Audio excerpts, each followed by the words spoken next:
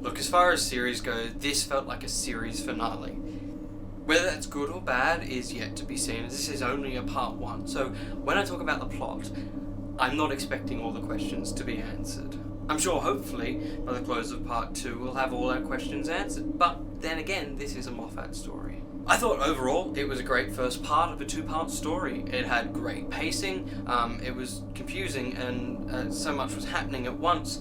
I do feel like for a general audience, you may need to watch the 2 prequels that came out before this episode aired, which you'll find on YouTube if you search Doctor Who Series 9 prequel, because it does start a bit peculiarly. There's not too many characters in this episode, so the 3 returning cast members, give it their all. Capaldi gives a new sort of portrayal of the character, a bit brighter, a lot less snarky, and, well, I guess he's still a bit rude. Clara is still Clara, but it's okay. I've sort of gotten used to that sort of portrayal that Jenna Coleman's giving it.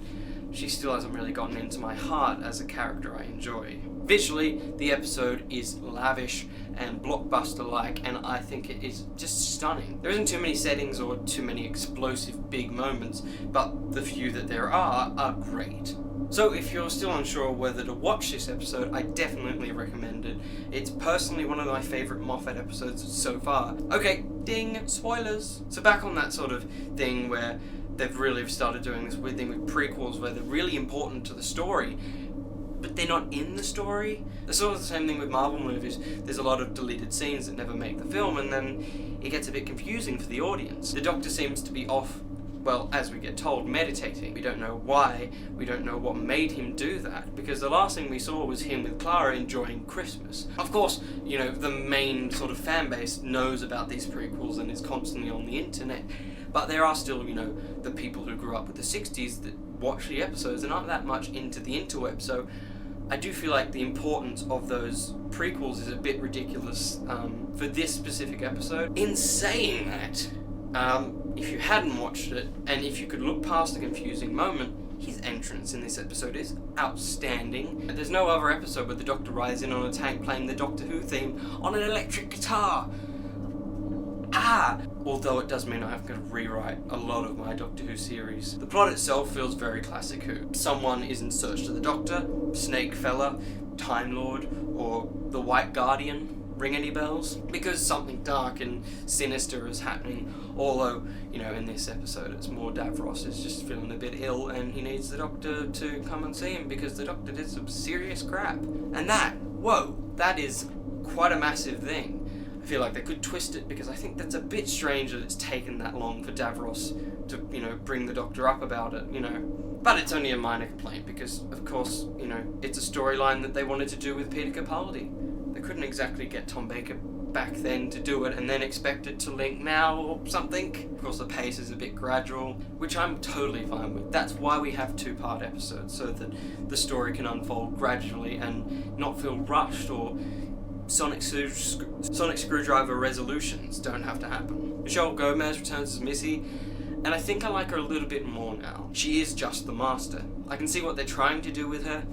If the humour does come off a bit strange and a bit over the top, I have to put up with it. And to be honest, sometimes it's great. I'm complaining about it now because I've seen people complaining about it, and people are poos. One thing that may make it a bit more difficult to take is the fact that now she's not playing against a very stern Peter Capaldi's Doctor, because he's now a bit more vibrant. But at the same time, that's also good because it's sort of more of a similarity and you can see the relationship forming.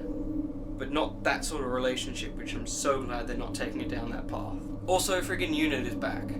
I know they were in one episode ago, but still, I think they're just cementing themselves in this new era of Doctor Who, and it's great. It feels so classic again. We have less of this science babble talk, which I know it's a science fiction show, you're not supposed to understand everything, but instead of that sort of science babble stuff, you've got Clara and Kate just looking at a map, going, where in the world would he be? It's still modern. It's not like they're putting a pin into a board or drawing a red line. That's gone. I love the little jibe at Atlantis because there's been so many Atlantis episodes, but then again, that makes my Atlantis episode I was going to write redundant. So, let's talk about the dying, evil genius elephant in the corner. In the room. That's the saying, isn't it? Elephant in the room. Damn it. So Davros returned. This could potentially have been dreadful, but it was great. They painted him as this sort of shadowy character, and then it just turned out he was literally almost dying. It felt very Destiny of the Daleks, where Tom Baker finds him all old and sort of decrepit, and the Daleks aren't looking after him. And yet, at the same time, he was chilling and terrifying, and they've done it again. The fact that Julian Bleach, I think I've said that right, has returned as Davros and we didn't really know, I think it's amazing. I love it. And the fact that we didn't know has made his return so much more epic and powerful. And I almost cried when I saw the Davros that got me back into Doctor Who, because I long story short, I fell out of Doctor Who and then returned with the Stolen Earth and fell in love with Doctor Who again, seeing Davros.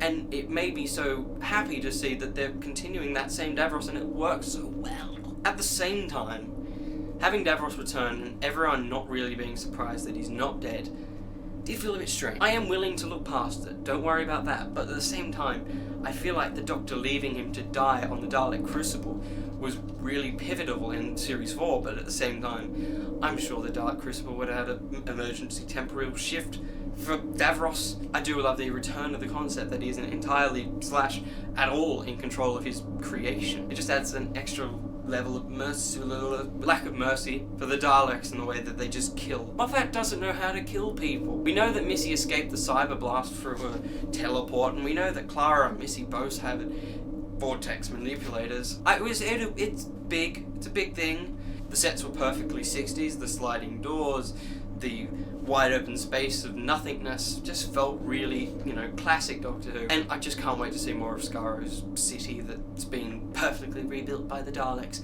They don't have hands, but well done. Also, I love seeing the Daleks. I'm not going to comment on the classic Daleks not doing all that much yet, because this is part 1. It was just an introduction to the fact that the Daleks are there.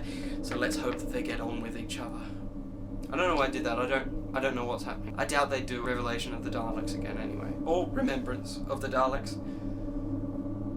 2 times is enough. What they did for Colony Staff, I think, weird name, but whatever. I bet the 80s production team would have loved to have used the techniques for the Mara. Was outstanding. I think, all the expectations were blown away when they did that, because this is still sort of a little tiny little show on the BBC. It looked great, and when the snake bit Big Dude, I was a little bit worried because it looked like a real snake. I can't go higher. And so if the CGI looks this good, I really hope that means that this dragon won't be as horrible as I expect. Oh dear. The direction of this episode is also amazing. The Maldivarian markets looked great. It looked like a scene from Star Wars in the cantina, but at the same time a lot more grubby and dirty, and they didn't need to show the fact that the Sycorax and the Hath were there. It was just their silhouettes, which were perfectly constructed. And the director, what is the director's name?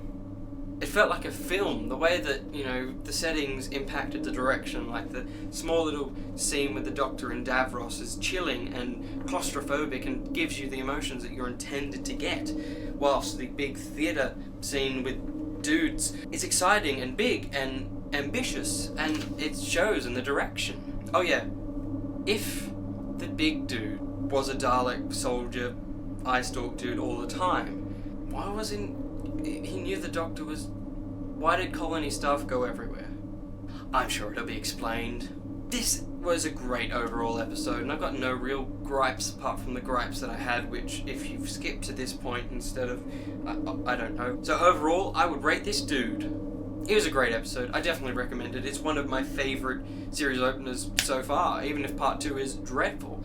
This episode is tonally interesting and just overall great. I'm just gonna keep doing this. Yeah, bye.